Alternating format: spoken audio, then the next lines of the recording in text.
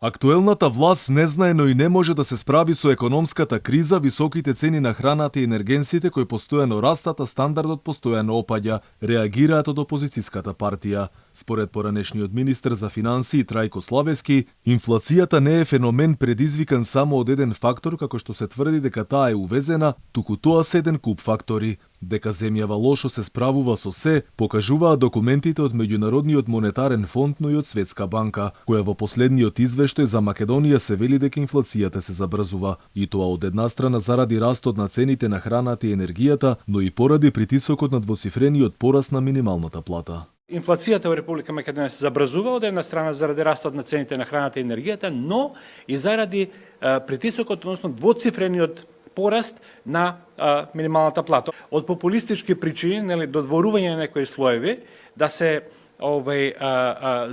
применат популистички мерки, да се застане на половина и сега да имаме штрајкови или најави за штрајкови од, да речеме, сите страни. Дека владините мерки не покажале резултат и повеќе направиле штета отколку добивка за бизнисите, предупреди и поранешниот министер за финансии во техничката влада Гордана Димитриевска-Кочовска. Таа предупредува дека наместо власта да ги поддржи реформите кои ВМРО ДПМН ги спроведе, тие не направиле ништо добро во однос на подобрување на економијата. Лицитира постојано колку тежат пакетите, првиот, вториот, третиот, четвртиот и стигна речиси до 1 милиарда евра, тогашниот премиер Зоран Заев зборуваше 1 милиарда му дадовме на стопанството.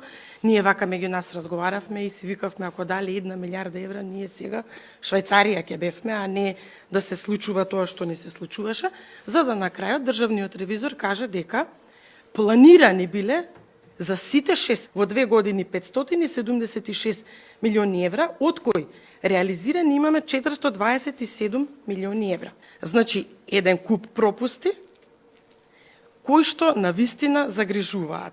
Македонската економија во последните 2 години ја живее најтешката криза досега, а сега се најавува и затегање на монетарната политика и поскапување на кредитите. Во услови на скапи енергенси ова значи дека состојбата ќе биде уште полоша. И дека сега се живее лошо и граѓаните едва и крпат крај со крај, покажува и статистиката која објави дека нешто повеќе од 450.000 граѓани во моментов се наоѓаат под прагот на сиромаштијата.